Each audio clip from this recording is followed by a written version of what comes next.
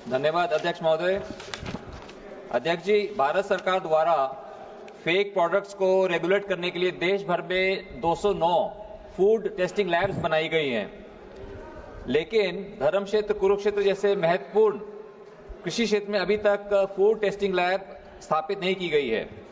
तो सर, आप जानते हैं कि आजकल खाने के अंदर कई बार बहुत अधिक पेस्टिसाइड, वीडीसाइड, केमिकल की मात्रा पाई जाती है, जो कि खाने पीने की चीजों की गुणवत्ता पर गंभीर सवाल भी खड़े करती है।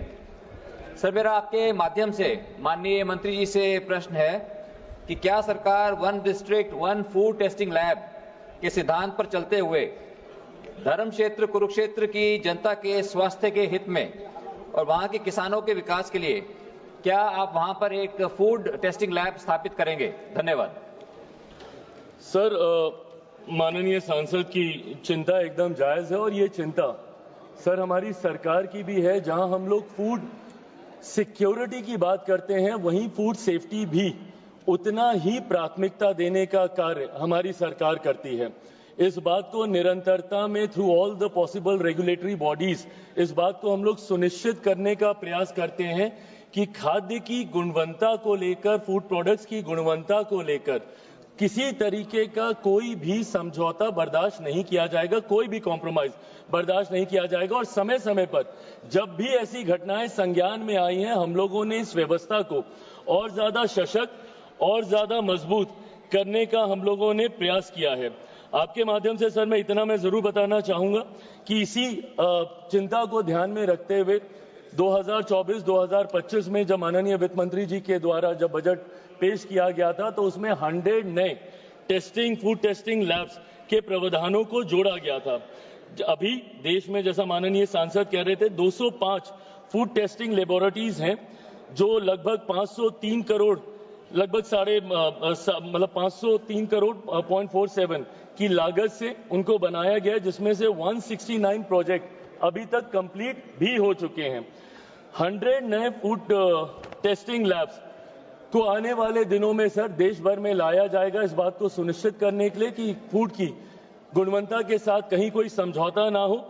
ये स्टेट गवर्नमेंट की तरफ से मैं माननीय सांसद को बताना चाहता हूं, उनकी तरफ से ये सुझाव आते हैं। समय समय पर पोर्टल खुलता है, जैसा मैंने कहा कि अभी 100 नए फूड टेस्टिंग लैब आ रहे हैं। जब आप प्रस्ताव इसको भिजवाएंगे, जरूर उस पर गंभीरता से विचार किया जाएगा।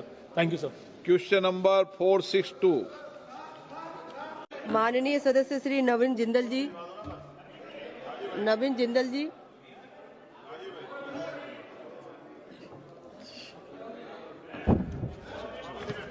धन्यवाद सभापति जी। इकोनॉमिक सर्वे 23-24 के अनुसार भारत की 65% जनसंख्या 35 वर्ष की से कम उम्र की है, परंतु इनमें से अधिकांश के पास आज की डिजिटल और तकनीकी अर्थव्यवस्था के लिए आवश्यक कौशल नहीं है। मैडम, हमारी सबसे बड़ी चुनौती है स्किल मिसमैच, यानी नौकरी है पर सही कौशल नहीं। आज आर्टिफिशियल इंटेलिजेंस के कारण हमें जरूरत है कि हमारे युवाओं का स्किल डेवलपमेंट भी मिशन मोड पर हो। आज जरूरत है कि हम सप्लाई ड्रिवन स्किलिंग मॉडल की बजाय डिमांड ड्रिवन स्किलिंग मॉडल की तरफ जाएं। जब तक हमें सही आंकड़े नहीं मिलते, तब तक ना नीति बनेगी ना समाधान।